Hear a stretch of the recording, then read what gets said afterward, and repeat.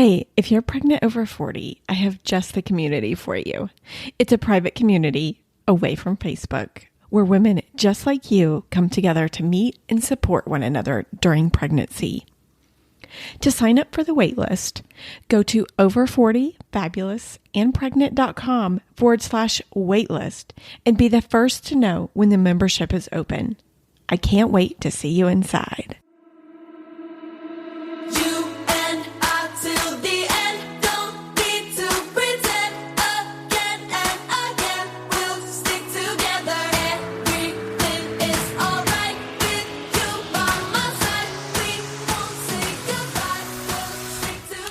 Welcome to Over 40 Fabulous and Pregnant. I am your host, Jamie Massey, and you're listening to episode 53.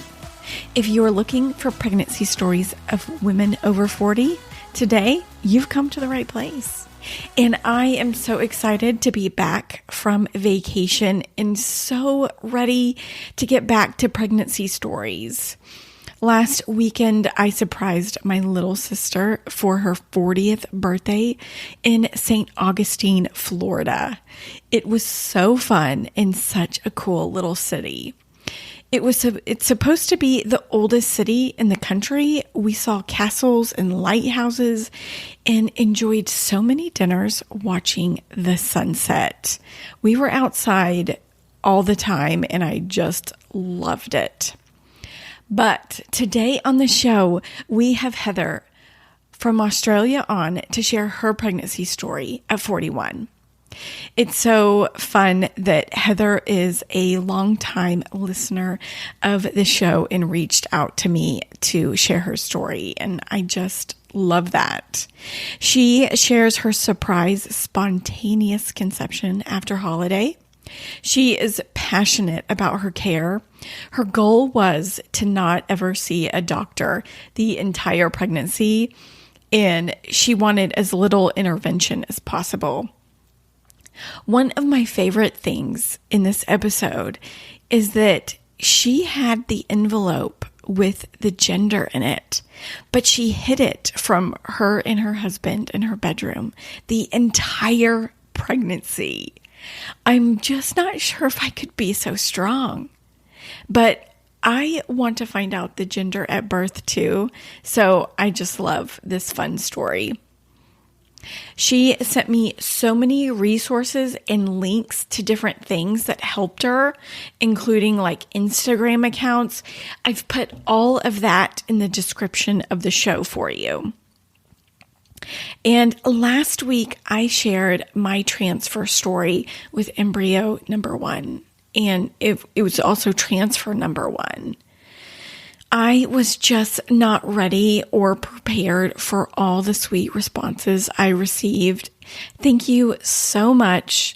I read every one of those, and I just tear up so much. And next week is our 1-year anniversary show. We are talking about believing, and I just can't wait for that. I'm already working on it. I am just about ready to start my transfer cycle number 2. I see some people calling it FET. I'm just not there with that lingo. I just say transfer number 2, but technically this is going to be my FET cycle number 2. Now I have meds from the last time, which I ended up not using, but we are waiting on blood work, just like standard blood work, nothing fancy. We're waiting for those results to come back, and I should be ready to start medication. I have been working on my clenching. Yeah, that's right, my ass clenching. And I'm really finding out exactly when I do it. It's really interesting to figure out in how I'm learning from my body in new ways. It's really interesting. I think I've made progress, which I feel I need to make in order to do this transfer. Like, I'm totally blaming so much of that on what I've been doing and not being successful. And I think it's not that I do it. I think it's that I'm just causing stress in my body, like physically too much. But I think I'm getting better, and I'm getting confident for this next transfer. So with that, let's get into Heather's pregnancy story at 41. Heather, welcome to the show. Thank you so much for having me on. Heather, thank you for coming on. She is here to share her pregnancy at 41. Heather, before we get started with your pregnancy, will you tell us a little bit about yourself? So I live in Canberra in Australia, and I have 3 kids. So my oldest is 6, and then the middle is 4. And then I've got little baby Leo, who is nearly 4 months old. And you were telling me earlier that at 35, it took you a year to get pregnant. Yeah, so that's right. So I think it is such an interesting thing about fertility that it's just it's like throwing a dart at a dartboard, I guess. So for our first, we really tried for over a year, and we had an early miscarriage, which was just devastating at the time because we'd already been trying for a year. And so I just thought really, it might not happen.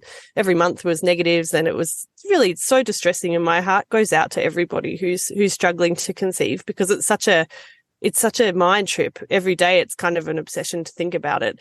And so, yeah, for our first, it took so long, and we had the miscarriage, and then I think just one more cycle, and then we conceived her. And then pretty much after she was born, I just wanted to try for a second straight away. And so still after my period came back, that took a full 7 months. And so then I think it's amazing that like at nearly 41, it really just took one little holiday, and yeah, bam, baby. So I think it's always good to keep having hope, because these things can happen and you can just get lucky. And yeah, and that's not to say, I think it's one of those things where people blame themselves when it doesn't happen too. And so much about parenting, conceiving children, having children, how children behave, it's all beyond our control. And so you've just really got to have some self-compassion as well, that if it's not happening, it's not your fault, and some hope that it still can happen.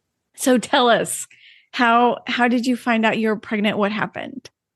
So with Leo, he is a bit of a surprise baby. So the older girls, I guess at the time, were 3 and 5 when we found out that we had another baby on the way. And we had just gone on a holiday, and Leo was like a surprise holiday baby.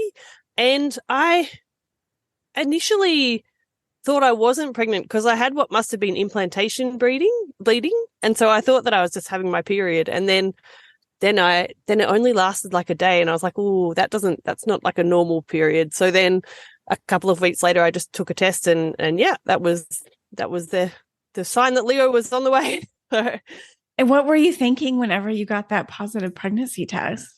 So it was definitely a surprise. I think particularly because I'd had that bit of bleeding and was sure that I wasn't pregnant, and then actually no, I was. It was a bit of like an adjustment, because when I'd had my second baby 3.5 years before, I had not really felt like I was done having kids. But then I think that she was just getting old enough, and the other one was already in school, in kindergarten, that I was kind of starting to think, oh, well, we probably won't have any more kids. And so, yeah, it was a bit of a surprise and a bit of an adjustment, and obviously now the most wonderful bonus for us. So. Were you doing anything like with a diet? Did you change anything? Once I was pregnant? Mm-hmm. Well, before. Yeah. Like, do you think anything helped you? Nothing. No, just kind of ticking along, living normal life. I think that, it is funny, people do say about going on holidays and conceiving holiday babies, right? So I also think it was partly, so I'm actually a veterinarian. And so I just kind of decided to start doing a bit more career-wise, and I'd reached out to our local emergency centre to say, oh, I'm interested in coming and doing some work with you guys. And so then I didn't start working because I didn't want to catch COVID before going to this veterinary conference. And then we went to the veterinary conference and had a holiday in Darwin in Northern Australia. And anyway, that's where Leo was made. So then I came back from the conference and realized I was pregnant. And then I was like, well, I can't start working in an emergency centre in my first trimester, because the first trimester is so tiring. So then I was like, I won't start there for a while. So anyway, I did start working there eventually. But I think, life, people make plans and God laughs, I think is the expression. Like I just had kind of started thinking of doing all these other things, and then bam, surprise baby. So yeah, that's amazing. So tell us, how was your pregnancy? And so my pregnancy was really good. I say that I was tired, but I don't think I was tired because of my age. I think I was tired because I had really low iron, and pregnancy is just really tiring. So my experience all 3 times has been that the first trimester is just so exhausting. And I feel like when you haven't been pregnant before and you're in the first trimester and it is so exhausting, you might be apt to think, how am I going to cope with this? But I think for most people, it does get heaps better after that. And it's just incredible because you haven't told anyone that you're pregnant. You don't look pregnant. And yet you feel like you've been hit by a bus in terms of everything is just so tiring. Mm-hmm. And so I definitely had that experience again. I just vomited a lot more this pregnancy as well. So I was just sick all the way through. So I definitely didn't have, listening to some of your episodes about people with like hyperemesis and just vomiting all day, that just sounds atrocious. And I didn't have anything like that, but I did like vomit probably at least once a day and usually every morning. So just tired and a bit sick, but like physically felt fine every time. So I've been really lucky in that regard, I guess. How did you decide on your doctor? Did you just use the same doctors that you used for your previous pregnancies? Yeah, so doctors is one of my strong points of opinion about pregnancy. Ooh. I feel really grateful to live in a country with socialized healthcare, right? So we have a public health system and all of our treatment is free. And basically all the times, but increasingly each time, my whole aspiration for the pregnancy was never, ever to see a doctor at all, ever. So because each time I feel like I've made a bit of a sport of like arguing with doctors at the end of pregnancy. So with my first, when I was 35, I had an appointment with the doctor and she was like, so we'd like to induce you at 40 weeks because of your age at age 35.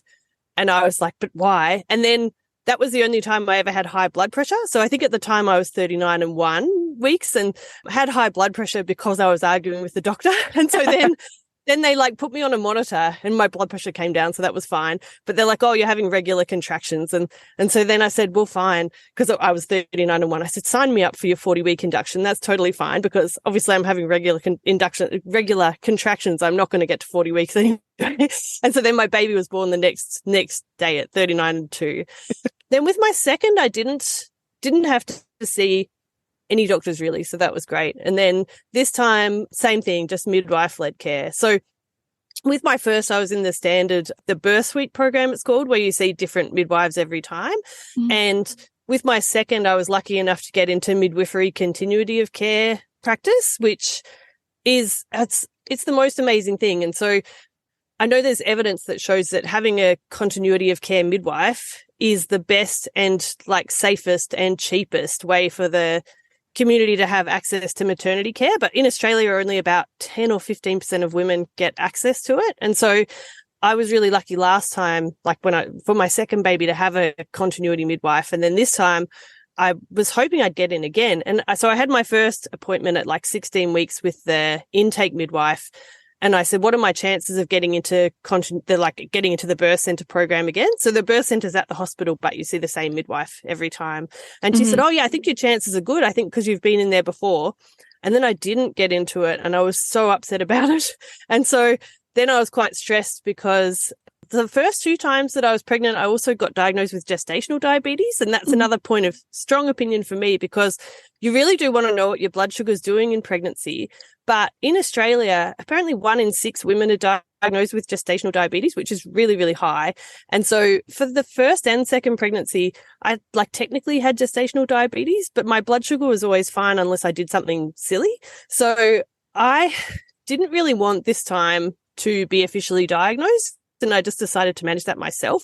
But I thought that would be easier if I had my own midwife. And so I thought, oh no, I'm going to have to explain every appointment to a different person why I don't want to do a glucose tolerance test and all this stuff. It's definitely easier if your care provider knows you, right? So then I think I was about 20 weeks and I got a call from Nicole, who is one of the wonderful birth center midwives. And she said she just joined the program and was I still interested in going to the birth center? And I was like, yes, of course. And so I have to give a shout out for Nicole because she's absolutely wonderful midwife and she looked after me for the rest of the pregnancy and I didn't have to interact with doctors much. So that was good. Could you actually help explain to us? Because in the US, we almost have only one. We have either an OB usually, or we only see a midwife. Could you kind of help explain that a little bit? Yeah. So our system here in Canberra, at least, is that within the public hospital system, there are different streams of maternity care. Mm-hmm. And so most people in what at my hospital is called the birth suite, where each time you see a midwife for your checkups, and if there's a problem, then you'll have an appointment with obstetricians as well. Mm. There's also like a high risk at the other local hospitals, a bit bigger, and there's like a high risk stream where you mostly get looked after by obstetricians. Mm-hmm. And then if you're lucky, there's the birth center program, which is public. And then you see the same midwife every time. And hopefully that midwife will be at the birth as well. And then they follow you up for the first couple of weeks after you have your baby, and they actually come and do your appointments at home. And that's all funded by the taxpayer. Amazing. Such a great service. And then some people have private midwives as well. And then there's a lot of people also do choose going private. So there's like a private hospital, and private hospital care is usually led by an obstetrician. So then you choose an obstetrician, like a known obstetrician. And so I guess then you have the continuity of care with the obstetrician instead of with the midwives. Gotcha. So there's kind of different levels. And I think like a reasonable proportion of people do go private, but our public maternity care is pretty good here. Like I'm so happy, especially in the birth center. It's wonderful. So I just decided to go public every time because, I think it's usually like it's thousands of dollars out of pocket if you go private, even if you've got private health insurance. So There wasn't really any reason to do that here. The other thing is, I think there's pretty good evidence that going private, having obstetrician-led care leads to higher rates of intervention. So I feel like if you want low intervention, like the midwife-led approach is good. Mm-hmm. One of the podcasts that I listen to a lot, which I would really recommend, The Great Birth Rebellion, one of the things they said was when you're choosing a provider, you should always ask them questions like, what is your cesarean rate? Because what their cesarean rate is, that's your chance of having a cesarean, right? So in the birth center, I think they have like a 15% cesarean rate compared to like 35% in the rest of the public health system. So like you do like decrease your chances of interventions if you go with midwifery-led care, in my opinion and experience. And that was I think the research shows it too, but yeah. Yeah. And that was important to you. You wanted less intervention. Yeah, that's right. And I think it's like, so this time, I'd had two kind of normal births. I'd had what's called, I don't know if people have really discussed it in a podcast, but I feel like with my first, I had a bit of the cascade of interventions. Has anyone used that term? No. So the cascade of interventions is basically if you're having a baby and they do something to you, it tends to lead them to doing something else to you. So in my case, baby had passed meconium. So she'd done a poo before she was born. And so that meant they made me get out of the bath and they checked me and they put me on the clock. And then it meant they put me on Pitocin, and like I ended up with an episiotomy and a ventouse birth, so using a vacuum. And I feel like, I don't know, like so meconium in the waters can definitely be a problem. Like it can cause really bad problems for babies. But then like reading more about it since, it sounds like it's pretty common and it doesn't necessarily. But I think that because birth is risky, right? So they have their things that if something happens, then they'll tend to intervene and do something. And the cascade of interventions means that once you have something, like once you have Pitocin, then you're more likely to end up having an instrumental birth. Or I've never had an epidural, but if you have an epidural, then it's more likely to end up with a cesarean, because I think sometimes the epidural itself can cause distress for the baby. So I really just wanted like a hands-off kind of approach. And I feel like maybe because I'm a vet as well, in animals, like we don't do as much. I feel like we do a bit more like watching and waiting with things. And I just like having kind of a medical sciencey background myself, I was like, I'm just not sure that all of the things they suggest are necessary. And so like definitely when I was having my first baby and they wanted to do like a 40-week induction, it's kind of based on statistics, but it's not based on you. And so this time my midwife said to me, look, the hospital suggests if you're over 40, a 39-week induction. And I said, yeah, I don't really want to do that. And she said, yeah, I'll talk to the doctors. And so she actually went and spoke to the head obstetrician for me. And he was like, no, that's fine. But like their policy is if you're 40 or over, they induce you at 39 weeks. And it's like, they're kind of looking at a number, not looking at the patient. So I think that maybe midwifery-led care is more like holistic care. And so, yeah, for me, having that kind of care was great. Mm-hmm. Did you find out the gender during pregnancy? No.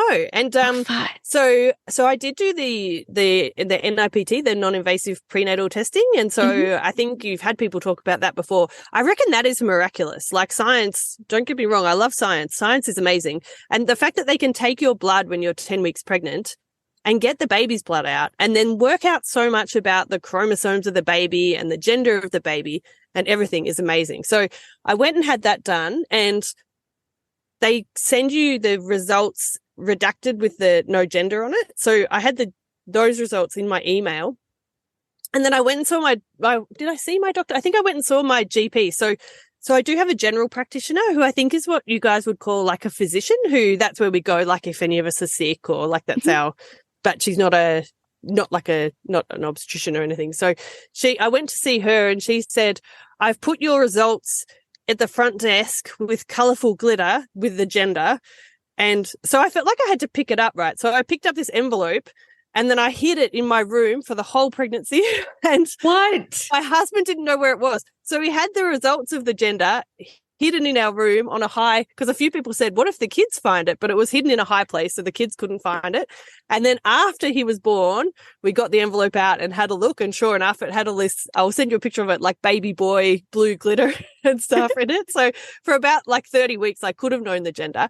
And just like unreasonably much, having two girls already, I just thought, we've got two girls, we just make girls, it'll be a girl. And so I was incredibly surprised when he was a boy. And so I'd said to my midwife, and I had a wonderful midwifery student too, Rachel, I'd said to them, they both have two girls each as well. And then we already had two girls. And I said, if this baby's a boy, none of us will know what to do because none of us have boys. And then when he was born, I was like, it's a boy. And Nicole, my midwife, said, is it really a boy? I'm like, yes, it's a boy. So it was a real surprise. And yeah. That's fun. So what was your thoughts why you didn't want to know? Oh, we had a surprise every time. And I just think it's one of life's great surprises, really. Yeah. It's awesome to just find out at the moment. And yeah. Do you think it helped with birth? Like, because you were anticipating the surprise? Yeah. Well, I just really thought it'd be a girl, actually. So we had thought of names, and I was like, we'll call the baby Claire.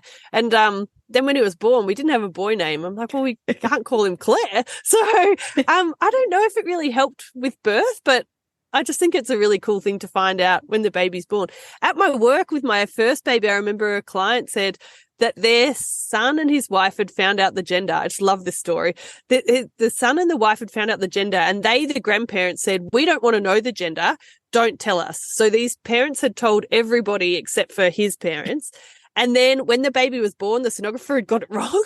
And so everyone else was expecting a girl, but it was a boy. And everyone else was really surprised because they'd all been told it was going to be a girl and it wasn't. So. Love watching gender reveals on Instagram when they get it wrong. Oh, yes. Yeah. So funny. I haven't seen that on Instagram, but that would be funny for sure. Yeah. How fun. Okay. So you went the whole pregnancy without knowing it. Yeah. How total fun. Surprise. And having those results would be so hard for me. Yeah. Well, that's what lots of people said, but I think I was just really committed to the surprise, and my hubby just didn't know where the envelope was, so he couldn't. I mean, he wouldn't have opened it anyway without my permission, but yeah, just stashed away in our room. So, how fun! Yeah. And was there any product that you couldn't live without that helped with pregnancy? I feel like all of my recommendations are more for information. So I think, Jamie, I messaged you about Lily Nichols, who wrote Real Food for Pregnancy. And so how I found her is she wrote Real Food for Gestational Diabetes.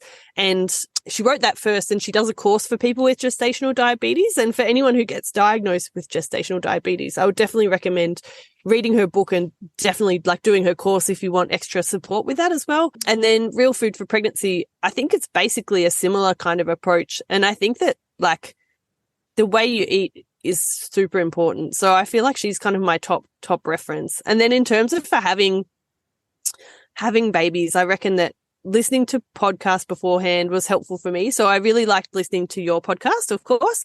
And yeah, also the Great Birth Rebellion and the Midwives Cauldron. And like there's lots of great resources. I think evidence-based birth, I'm not sure if anyone's spoken about them, but that's so good because the lady who runs that has done so many really great summaries of like things to consider if you're told you might be having a big baby. So like my first baby I was told was 50th percentile and she was 6 pounds 12. And then my second baby I was told was going to be big. And she was also like, she was 10 grams bigger. She was also 6 pounds 12. So having like the backup of things like evidence-based birth, if you do want to kind of discuss things with your medical team, is helpful. And then like prenatal vitamins, I probably should have got onto like iron supplements earlier. I don't have like a specific recommendation, but I feel like taking prenatals is obviously a good idea. And other than that, I didn't really use anything particularly. I never used one of those pillows or anything. I've got a huge, like super long torso. And so I think that meant that like I don't get a bump that goes out very far, which meant that I didn't get like back pain or anything, which is very lucky for me. So yeah, that is nice. Yeah. So this is your third baby. How did you prepare for this one? It's funny. I feel like life's so busy with the two little girls. So the last two times I was really good on like making sure I got 10,000 steps every day and doing all this stuff. And this time I was just working a lot because I kind of thought, I should try and get some work in before I have the baby. So like we set up the bed and we eventually set up a car seat in the car, but we didn't do a lot of preparation really. Yeah. And then like in terms of preparing for the birth, so I definitely would recommend doing like childbirth education. And before my first, we did, the hospital had some, and also we did something called Calm Birth, which I think is just in Australia. I looked it up before chatting to you, but I think it's just Australia and New Zealand. But I think it's kind of similar to hypnobirthing, that sort of like dealing with the pain. And after my second was born, I thought maybe we should have done a refresher because I remember thinking clearly with my first that the pain got to a maximum of 8 out of 10. I remember thinking, yes, this is an 8. This is 8 out of 10. And like that's as bad as it got, even with Pitocin and even with everything else. And then with my second, I was like, this is definitely 10. And I feel like, again, with my third, it definitely did get to 10. And I'm like, maybe I should have done Calm Birth again and that would have helped. But I'm not sure. Maybe it just gets more painful. Can't say. Interesting. But, yeah, there's so many good birth courses now too. I know there's Cora and Flora Store, who's one of the other Instagram people I follow. She's one of the midwives on the Great Birth Rebellion. She has birth classes on her website, so you can do them from anywhere too. And I guess at home, you didn't have any boy clothes, but you didn't even know. So what did you do there? Right. Yeah. So, well, he has been rocking some fairly like feminine stuff. And I feel like we had given away quite a bit of our small stuff, but also we have been quite blessed to be given lots of clothes from people. And then I guess some of the stuff from the girls too, like I never knew I was having girls either. So, and I really like Scandi clothes, which is like really brightly colored. I'm totally not the like beige Instagram kind of mum. I definitely like to have them as bright as possible. And actually now that I have a boy, I'm like, I want him to have colors because so many clothes are just like beige and grey and black. And I'm like, oh, why should he wear those things just because he's a little boy? Like it's a bit rough. So he's probably going to be dressed in rainbows and butterflies and all the bright things. Perfect. What about cravings? Tell us about that. So I don't think I really have ever had any cravings. So I think for me, with just like winding back to the gestational diabetes thing, knowing that I had to monitor my blood sugar, I've just always been really mindful of my carb intakes. And so I guess I've kind of eaten more mindfully in pregnancy than I normally would, just to make sure that I don't eat too many, like not too much sugar, not too much simple carbs, and kind of following the principles of like real food and low GI food. It was interesting with my first, there was nothing particular. I drank coffee all the way through. Then with my second, I went off coffee. And so I was like, maybe I'm having a boy because I've gone off coffee, but then she was a girl anyway. And then with Leo, I think I still ate everything. And yeah, I still drank coffee. So yeah, I don't know. There was no real kind of clear thing. I think the super smell that you get, because you get this incredible sense of smell. I'm not sure I had that as much with him, even though I was more nauseous all the time. But with the girls, I remember like smelling things and just being like, oh, that's disgusting. But with him, I think, although I was vomiting more and feeling sick more, I don't remember smells being such a big part of it as it was with the other two. But smells can be so triggering when you're pregnant because it can be so, your sense of smell is just so much better, I think, as a rule. So Yeah. So where would you rate this pregnancy? Was it your hardest or easiest? Where does it fall? yeah, I think that it was my tiredest, which I think maybe due to my having like diagnosed low iron and like I was working at night and I had other kids to look after. But I don't think it was any harder than the others, really. Like I was more tired. It was more hard for my husband, I think, because like in the mornings, I'd just be totally useless with things like getting the kids off to school because I'd just be sleeping a lot. But actually, like physically, I felt fine. And it was interesting because I did put such an effort in, and maybe like if I had more time in the day, I would have put more effort into like going for more walks and stuff. But still, like that actually doing a bit less exercise than I had the previous 2 times didn't seem to make much difference to my like blood sugar or anything like that, which was weird, but good. Like if I had any problems, I would have had to change my approach, but it always seemed to be fine. So yeah. Okay. yeah. For the birth, will you tell us like what was the plan? What's important to you when you're so going? with my first, as I said, had like a bit of so I'd gone into spontaneous labor, but then I'd had like a bit of a cascade of interventions. And so then for my second, my waters broke early and I stayed at the hospital, but I ended up having like just a water birth with her. And so my hope for this time was to have another water birth because all 3 times my pain relief has been the water. And so I really was hoping to do that again and just have a water birth with minimal interventions. And so that was the plan. And like, you've obviously got to be flexible because you never know what's going to happen in birth, but I hope that would happen. And now, what about, you don't want an epidural. Is there anything like in the room, music, any other kind of rules?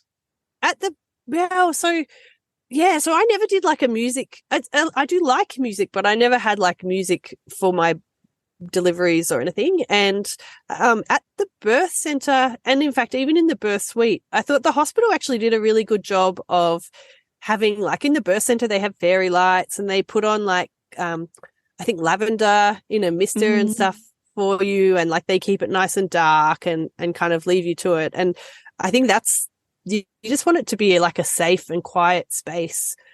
Take us back to the day that labor started.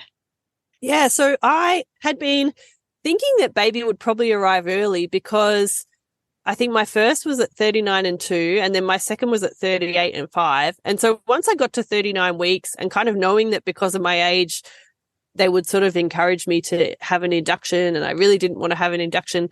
As the pregnancy just kept going on, but day by day, I feel like I started to feel a bit anxious about it all. Will this baby ever arrive? And I guess I've heard things since saying, like, you know, if you're pregnant, like the baby will come eventually. So I got to about, I must have been 39 and 4 or something, had an appointment with my midwife, and she works the start of the week and then has Thursday, Friday, her days off. And so if your midwife's not available, then you get the buddy. So I had to talk to her and she's like, look, if you haven't had baby by the weekend, then maybe we'll have another appointment and see how you're going. And I think this pregnancy, it wasn't worryingly high, but my blood pressure crept up just a little bit towards the end. So not so that they had to do anything, but just so they were kind of keeping an eye on it. Anyway, she went on to her days off, and then on the Thursday night at about 11 o'clock, I had like the spectacular breaking of waters. So I was just in bed and just suddenly was like the floodgates opened and it was pretty spectacular. So this is the second time this has happened to me. The first time it happened, I was at an appointment for my second baby and my waters broke while I was in the doctor's appointment. So I think I was saying like that I, was a bit worried about seeing the doctors. And then with my second, I had one doctor's appointment at the end, but while I was at the appointment, my waters broke. Spectacular. And so anyway, this time I was just in bed and my waters broke and flooded the bed and flooded the room. And so then that, if your waters break before you're in labor, then that kind of puts you a bit on the clock as well, because they really want baby to come once the waters are broken. So I didn't text the midwife, and I texted my student midwife and said, I think my understanding of this is that I don't need to tell anyone now, but just come in the morning if I haven't had the baby. And my student said, yeah, that sounds right. That's what Nicole would say. So that was about 11 o'clock. And then I was having like mild kind of contractions, and then they picked up a bit. And I was having 2 in 5 minutes. And one thing I would say, my midwife did say, you'll know when it's time to come into hospital. But I think the thing with birth is, even if you've done it lots of times, you still haven't done it that many times, right? Like when you get up in the morning and you have a cup of coffee, you do that every day. So you're doing that 365 times a year. But even though I'm like an experienced mum, like it's still only the third time for me. So I think, and I know others feel like that. My sister-in-law with her fourth said she rang the hospital and said, I think I'm in labor, but I'm not sure. And they said, is it your first baby? And she said, no, it's my fourth. And like, it's still, every time's a bit different, and you just don't really know. So this time at like 4 a.m., we rang my wonderful friend Sarah to come and get the kids, because I was having 2 contractions in 5 minutes. And I rang up the midwife, and I rang up my midwife's buddy, because she was the one that was working, and said what was happening. She said, okay, come in. Anyway, we went into hospital, and I think, as often happens when you go into hospital, you've like bundled the kids out to your friend's place and then driven into the hospital, and it's bright in the hospital and the lights are on, and then you go in, and my labor just stopped basically. And so we got there. Actually, when my friend picked the kids up, she said, gee, you look like you're coping it with you really well. And I was like, maybe I'm like calling this too early. So off we went to hospital, and they had the fairy lights on and the bath running and everything for me. And my student midwife was there, and Jessie, the other midwife, was there.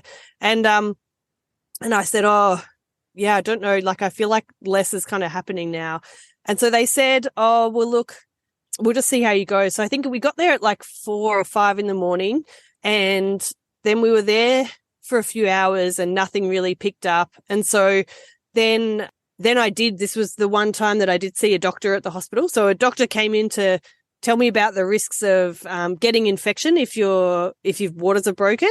And so he came and said, you know, you can get infection. And so you've got the options of, we can induce you now, or we can offer you antibiotics. You can have IV antibiotics. So I think they would give me antibiotics I could take by mouth. And I was like, I don't really know if I need that. And so then they also did a CTG. I'm not sure if people have talked about CTG, but it's where they put the monitor on your belly and see what the baby's doing. And they're like, well, you are having contractions.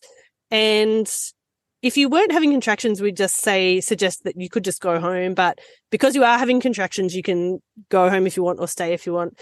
And I said, well, look, let's just go home, because with my second, we'd stayed overnight in the hospital. And I feel like actually if we'd gone home and come back, like your home is kind of a safer space to labor, really. So we went home about 9 o'clock in the morning, and I just felt a bit downcast about it all, because I was like, oh, like I've woken my friend up in the middle of the night and palmed off the kids, and like nothing's happening. And like, is this baby ever going to be born? And like labor had really settled down.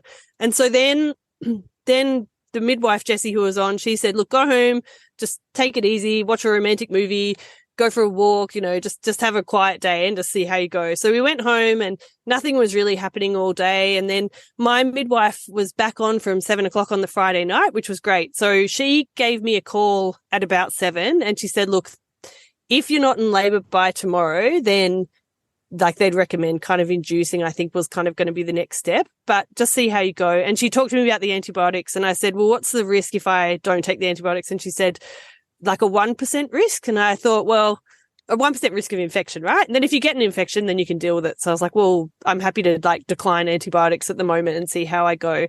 And so then the good thing I think was, because my kids were at my friend's place, bless her for taking them for like a couple of days in the end, because they were at my friend's place, it meant I didn't have to worry about them. And then labor really, because they were safe and somewhere else, and labor sort of started having more serious contractions probably about 9 o'clock at night. Then kind of rang the midwife, I think about 10:30 or maybe 10 o'clock. And she said, look, I think you should stay home a bit longer. And then like they built up a lot more over the next few hours. And one of the midwives, who was the same age as us, she'd given us the hot tip of that what all the cool young folk do is use a contraction app, which we'd never done before. But so my husband was like timing my contractions on the app, which was cool. And it was eventually saying like, you should go to hospital now. And basically when we did go to hospital, we definitely did need to go to hospital. So I was kind of like in enough pain that I was like vocalizing at home, and like every contraction really hurt. So we went into hospital and met my midwife there, which was so nice because she was back on from her after her days off for the week. And my poor student midwife, who we'd got out of bed for like 2 nights in a row. And so we got there at like 1:30. And when we got there, I was a bit panicky and teary. And I think that's probably because I was in transition. So once your waters break as well, they don't like to do like exams of you anymore. So I didn't have any, or with my second, I feel like they did do exams, but every time you have like a vaginal examination, it increases your risk of infection quite a bit. So I didn't end up having any exams at all with him. So yeah, I got there and they had the bath running and I pretty much got in the bath, and I think we got there about 1:30 and he was born at 2:59. So, but when I got there, I was definitely like, I feel really panicked and like, I'm not sure how this is going to, I just feel really panicked about it. And I was a bit teary, and she's like, that's okay. You're just in labor. And so then I was laboring in the bath, and like my midwife was just amazing. She's such a wonderful midwife. And so I just pretty much swim about in the bath, was just looking at my husband, but I was listening to my midwife saying, it's okay. But I'd be, crying out because it is very painful. And at one point I was saying, it just hurts so much. And she's like, where does it hurt? And I said, it just hurts everywhere. But like, I just was like listening to her and kind of focusing on her encouragement.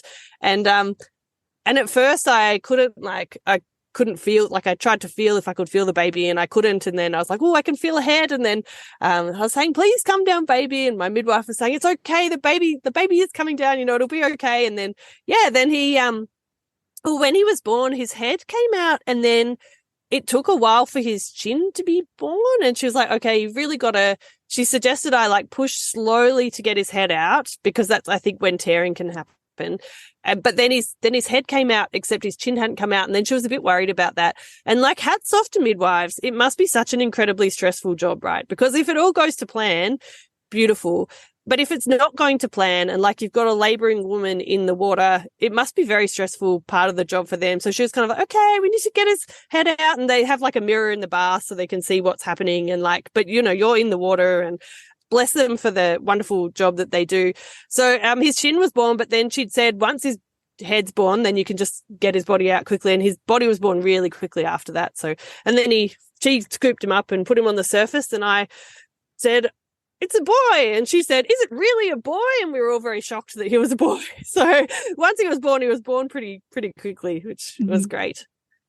And what were you feeling and thinking whenever he came?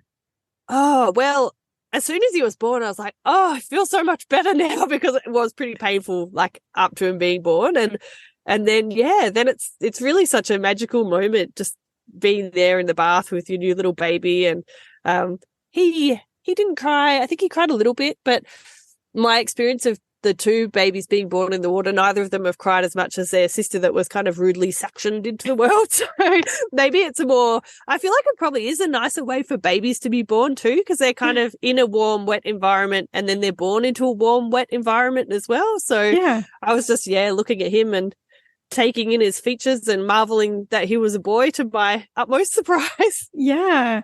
When he came out, did he come all the way out and then the midwife picked him up, or did she pull him out at all? No, he came out by himself. So I pushed him out and then into the water, and she scooped him up.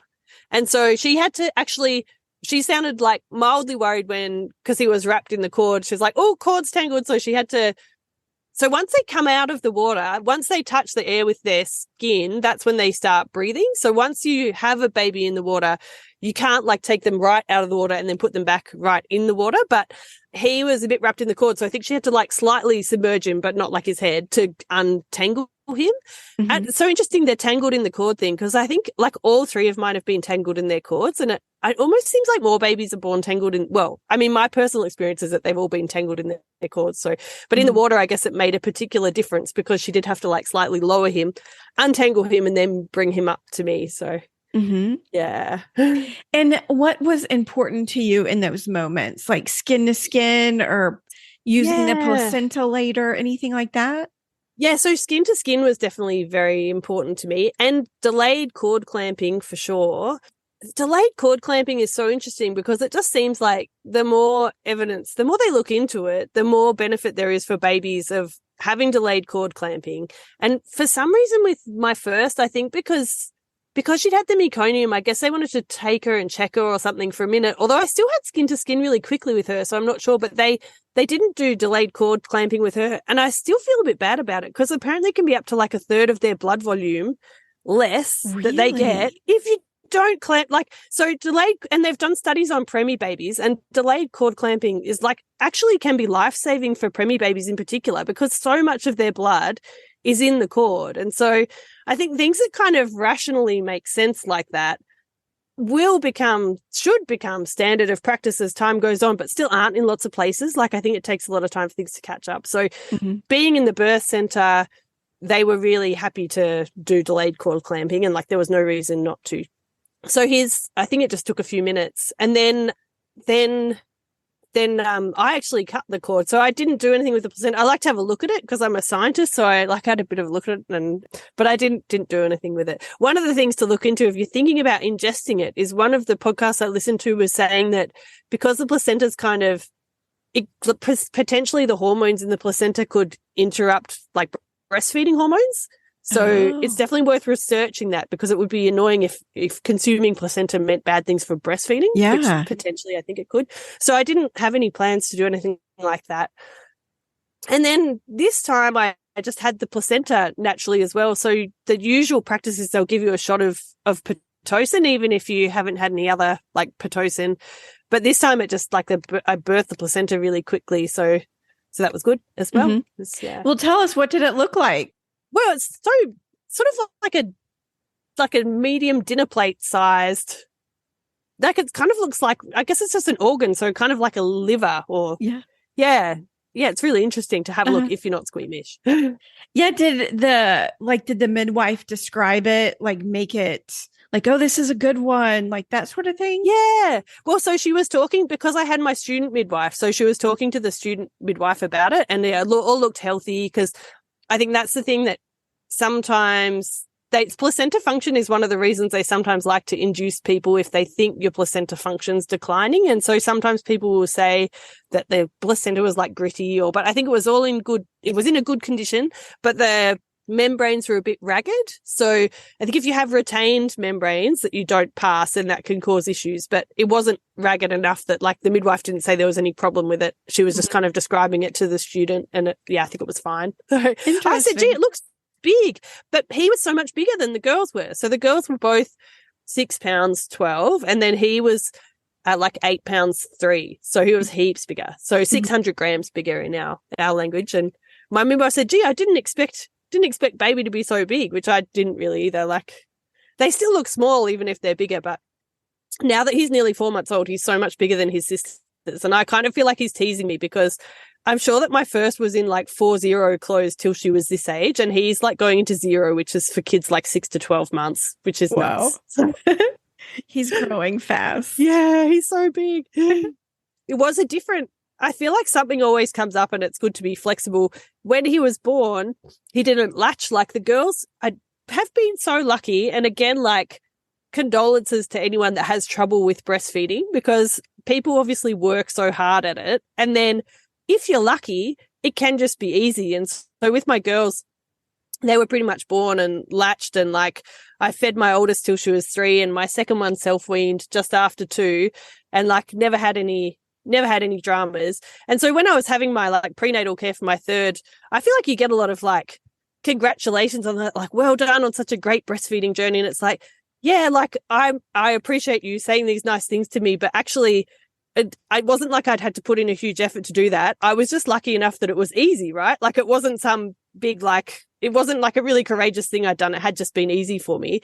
And I think that anyone that like, some people work so hard at it, and like kudos to those people who've, been pumping and doing all this extra hard stuff, but he wouldn't latch straight away, and then he wouldn't latch for a few hours. And so my midwife helped express some colostrum for me because I was not very good at expressing it. So she helped me express some colostrum, and we gave him some colostrum, and like I had skin to skin and like the undisturbed, because they say it's a really good idea to kind of leave baby undisturbed with mum for 3 hours or so after birth. And we had all that. No, I just couldn't get him to feed. And my midwife said, look, I'm just a bit worried about his little chin. And so we'll get the pediatrician to check him in the morning. So he was born at 3 and then we moved to postnatal at 9. And then the pediatrician, I was really glad that this wasn't my first baby because hubby and I were like passed out because we'd been awake all night, had a baby. And she came in and woke us up, which is fine because she's a busy woman. But she just said, oh, yeah, I think he's got this syndrome where they have a small jaw and he might not be able to feed. He might have to have a feeding tube. He might not be able to maintain oxygen saturation on his back. So we're just going to take him to special care for 24 hours. And I was like, oh, well, can we just monitor his oxygen saturation here? And she's like, no, and no one here will have time to help you to feed him. And so he's going to go to special care. And I think because it was my third baby, so that for my second baby, I left the hospital, just went home after 6 hours, which was great. But this time, because I'd had the prolonged, by the time he was born, it was like 27 hours, I think, after my membranes had broken. And my midwife said, look, I think because you had prolonged like rupture of membranes, they'll probably want to keep you in for 24 hours to monitor your temperature. And do you know what I thought? I thought, if I'm here for 24 hours, someone's going to bring me food. And like, it's just crummy hospital food. But just the idea that I would be somewhere where somebody else would just bring me food for 24 hours, I was like, yeah, I'm okay with that. We'll just stay in for 24 hours. So at least when the pediatrician came, I was kind of expecting to stay for 24 hours anyway, but I really wasn't expecting him to be in special care for those 24 hours. And I think like the delivery of it all, like it was such a like snap. Yeah, I think he's got this issue and he's going to have to go to special care. And it was really sudden. But I think because he was my third baby and like, I was just kind of bemused about it. I was like, okay, I guess. And so off he went to special care. So I just had 24 hours there by myself, essentially, getting woken up every once in a while to go and attempt to feed him. And that was so frustrating. And this really made me reflect on, I feel like anyone who's had a real NICU baby and has managed to establish breastfeeding is some kind of hero, because he just had one little sensor on his foot to monitor his oxygen saturation. And they were trying to get me to use nipple shields and it was all such a faff. And so he went in at 9 a.m. and they were quite busy there, right? Because it's a special care. So someone did help me, but they helped me at like 1 a.m. the following morning. So he just had some express colostrum between like when he was born and 1 o'clock the following morning. And then I managed to latch him with a nipple shield. And then fortunately I managed to latch him without a nipple shield. But I just can't imagine how hard it would be if you had like a teeny baby or a baby with lots of like leads and things on them. And even just the COVID stuff. So in our hospital at the time, we didn't have to wear a mask if we were a patient, but we did in special care. And at like 1 a.m, I said to the nurse, it's even just hard trying to feed with a mask on because it's just kind of more stuff getting in the way of you and the baby. And she was like, it's okay. Like, just take it off. It's fine. Just take it off and try and feed him. So we did manage to feed him, but it just was a slightly disrupted journey compared to with the girls. And the following morning I went in and the oxygen saturation monitor was off and the pediatrician said, yeah, you're discharged. I don't even think I need to follow up with you. And I was a bit like, well, either tell me you do or you don't, but that's fine. We'll just take him. So it was just the 24 hours in special care was just a strange little interlude in our lives, but he was fine. And so that was all good. And it wasn't too stressful for me, I think, because it wasn't my first bubba. Yeah. And what do you think was the trick to get him to latch? I don't even know. I don't know. Maybe he was just a bit, the midwife said when he was born, she thought he seemed a bit dazed from the experience, which I guess can happen.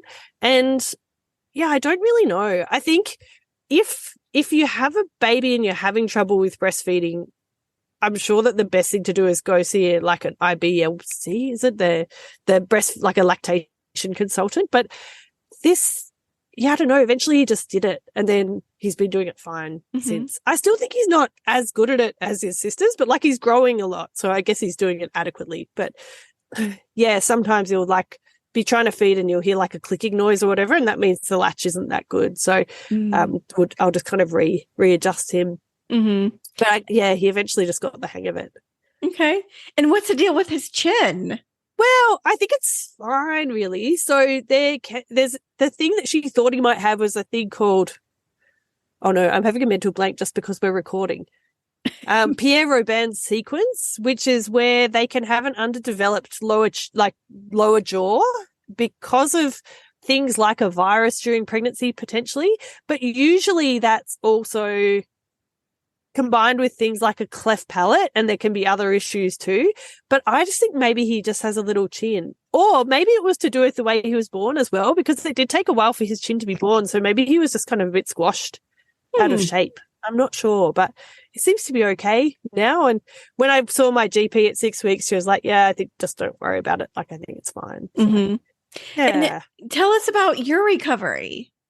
Yeah. And so when he was born, I like it felt fine. And then I did have like second degree tearing. So they stitched it. And then actually that was fine as well. So like at the time they gave me, I think, some paracetamol and some ibuprofen.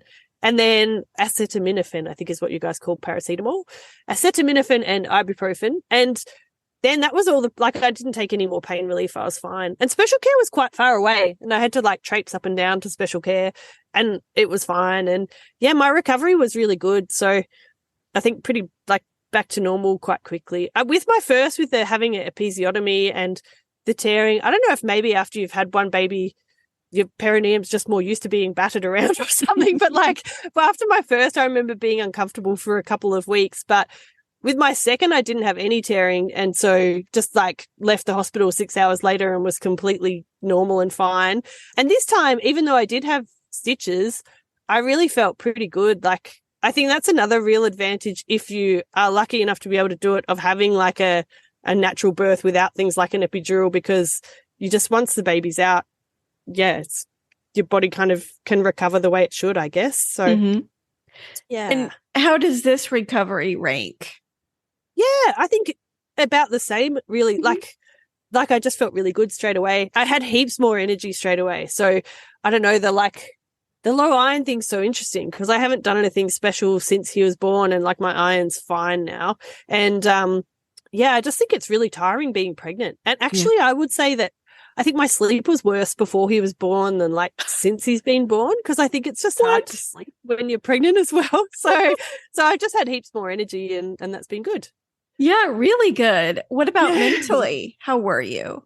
Yeah, fine. Yeah, really good. So my whole strategy I thought, okay, if I'm having a third baby, I'm just going to wear the baby and carry on. And so fortunately, he likes to be worn. So a lot of the time he's just in the baby carrier all day. Actually, that's one of my top tips, is the marsupi baby carrier.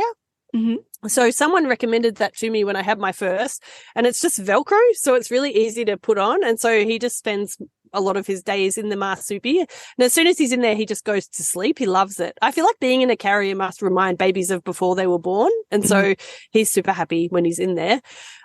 And yeah, he's been good. Just been dragging him along to all the girls' activities, and they love him. They absolutely adore him, which is really cute.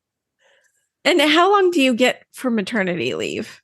So we have government maternity leave that's like paid at minimum wage for 18 weeks, which is great. And then you can sort of take as long as you like. I think I'll probably start doing some work a bit later this year, but probably just short shifts to start with. I haven't taught him to take a bottle or anything, so I probably should work out a way for him to eat before going back to work. But yeah, lots of, like, some jobs pay maternity leave as well, but everyone's entitled who's been working to the government mat leave. So I've had that and that's finished now. So I'll probably go back very part-time maybe next month or the month after, and then pick up a bit, just depending how he's going. The good thing about veterinary work is it's pretty flexible, because you can sort of go in for 3 hours and still be really useful. So there are like short shifts that I can hopefully do that will still not be too disruptive for him.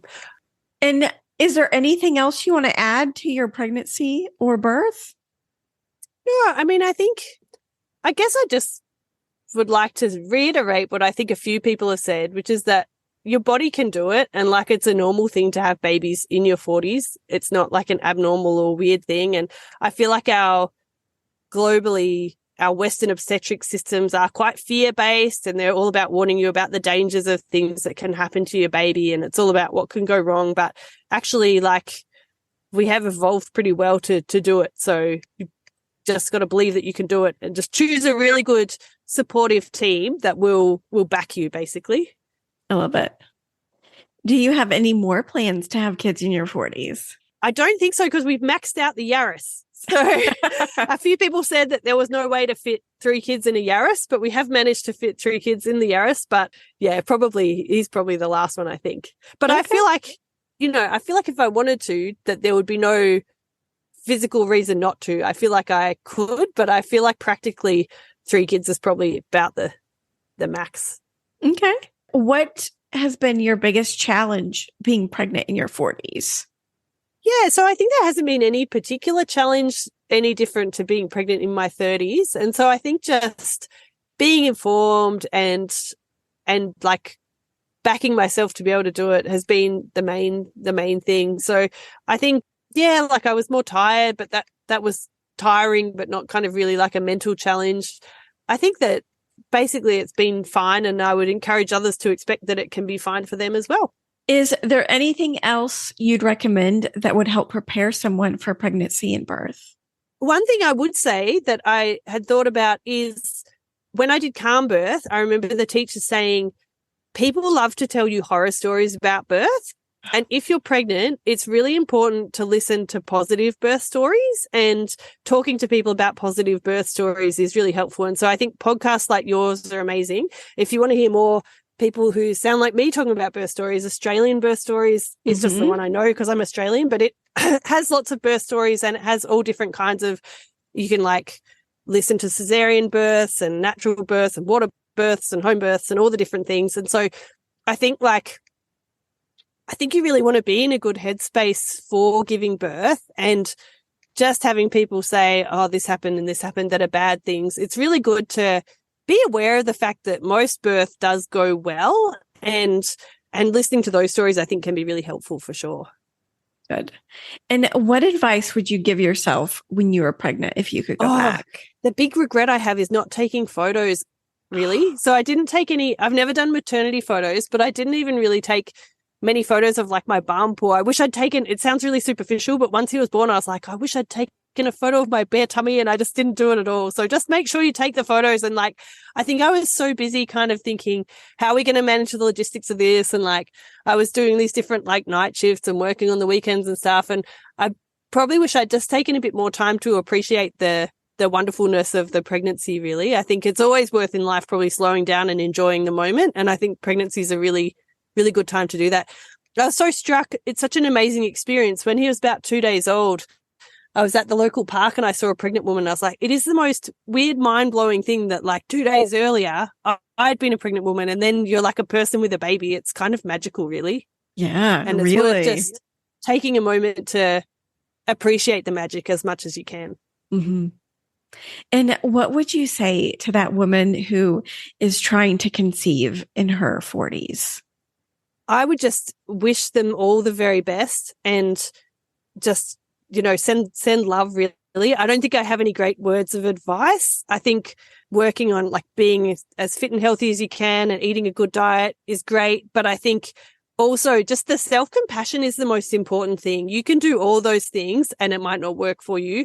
You can do none of those things and you might be pregnant straight away. So trying to just let go to whatever the universe is bringing you, I guess, is always good advice for everyone. But yeah, I mean, I don't have any kind of expert tips, but just sending love and best wishes to all those people, because obviously it can be such a challenging journey. And then I just hope that everyone gets their wonderful outcomes. I love it. Heather, thank you so much for sharing your story. Thank you so much for having me on, and thank you for the podcast. I found it really helpful listening to it during my own pregnancy, and sending best wishes to everyone who's still pregnant or planning to be. That wraps up another amazing episode on Over 40 Fabulous and Pregnant podcast. If you want to be a part of the show, I would love to hear what you have to say. I want to add these messages at the end of the 1-year anniversary show, which is coming up in October. To do that, I have a link in the description, or you can go to the website, click on Contact Us, and click on the orange button. I would love to have you be a part of it. And thank you so much for listening. I hope you have a great week, and I will see you next Monday.